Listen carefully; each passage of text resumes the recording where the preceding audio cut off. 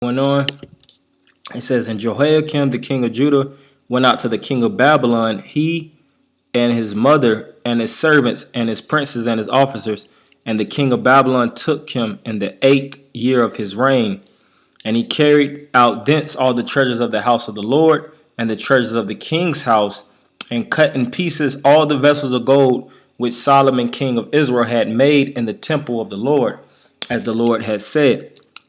And he carried away all Jerusalem and all the princes and all the mighty men of valor, even 10,000 captives, and all the craftsmen and smiths. None remained save the poorest sort of the people of the land. And he carried away Jehoiakim to Babylon, and the king's mother, and the king's wives, and his officers, and the mighty of the land. Those carried he into captivity from Jerusalem to Babylon. And all the men of might, even 7,000, and craftsmen and smiths, Babylon brought captive to Babylon. And the king of Babylon made Mattaniah his father's brother king in his stead, and changed his name to Zedekiah. Zedekiah was 21 years old when he began to reign, and his reign 11 years, and he reigned 11 years in Jerusalem. And his mother name was Hamudal, the daughter of Jeremiah of Libnah. And he did that which was evil in the sight of the Lord, according to all that Jehoiakim had done. For through the anger of the Lord it came to pass in Jerusalem and Judah, until he had cast them out his presence, that Zedekiah rebelled against the king of Babylon. Right, so that goes into basically Babylon when they officially took down Israel and basically subjugated Israel. And that's what was one of the focal and pinnacle points of ancient Babylon. All right, and that's what made it a full on scale empire, was the dominating of all these other countries, because the empire is constructed by an emperor that has control over all these small little minor provinces, major and minor provinces, all these trade routes and things of that nature. All right, over the medicine, science, architecture. I'm going to go lightly and then, go into the next empire. But, Salakia, yep.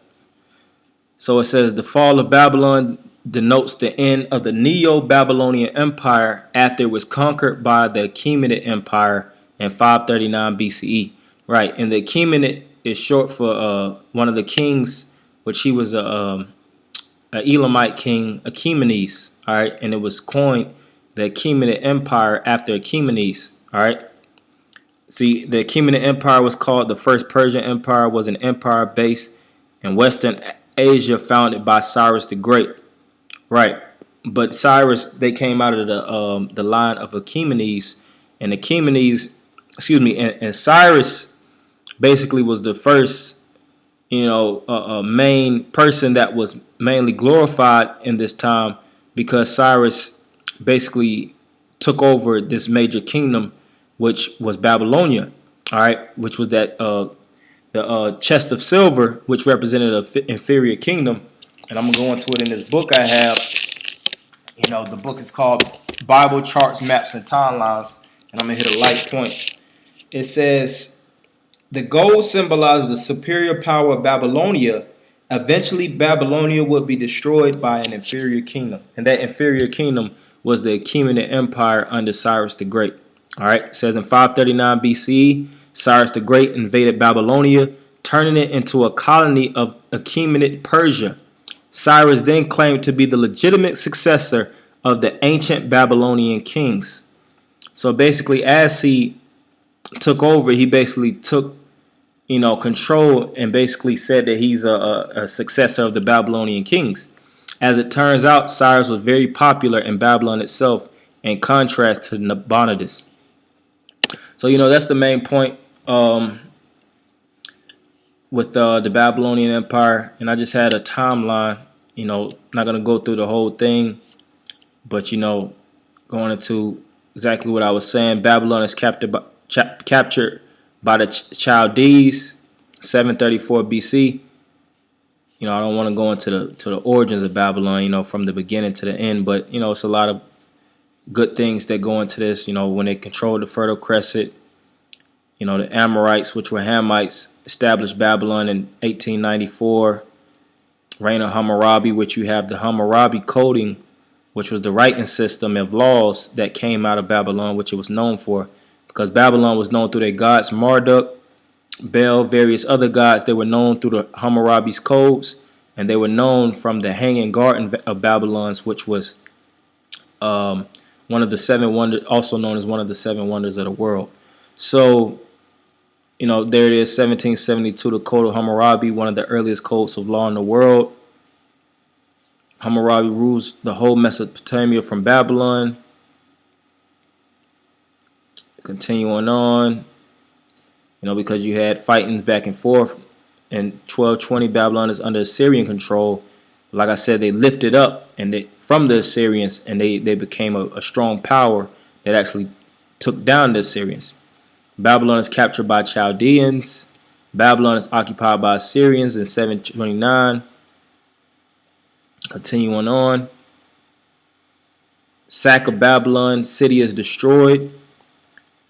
653. Babylon rebels. Siege of Babylon. Fall of Babylon. The Ashurbanipal. Nineveh is sacked. 612. Nineveh is sacked and burned by combined forces of Babylonia and Medes, because these are major kingdoms, and you know they were emerging into their power structure. And here it is when Babylon really got their hands on to dominate, where it says Babylon rules over the Assyrian regions. You know, the Hanging Gardens of Babylon, according to Jerusalem tradition, are built by Nebuchadnezzar II. So, you know, this is one of the major things that Babylon was known for, is their Hanging Gardens. 597, Jews are deported to Babylonia. And, you know, it goes into the exile, Nebuchadnezzar, you know, everything that the scriptures speak about until 539. That's the main point, where Cyrus the Great conquers Babylon. The Fertile Crescent is controlled by the king of the empire, which, Lord willing, through the spirit of Yahweh Shema Shah, this will be the next thing that I touch on. Cyrus the Great, which is also known as the chest of silver, so to speak. And he's also known as the bear. So, you know, until the, you know, next time, you know, Lord willing, and I'll touch the next kingdom. So I want to end it by giving all praise, honor, and glory to Yahweh, Shem Yahushua, Shem Rakakwadash. Double honors to the apostles and elders of Great Millstone. And Shalom Makim.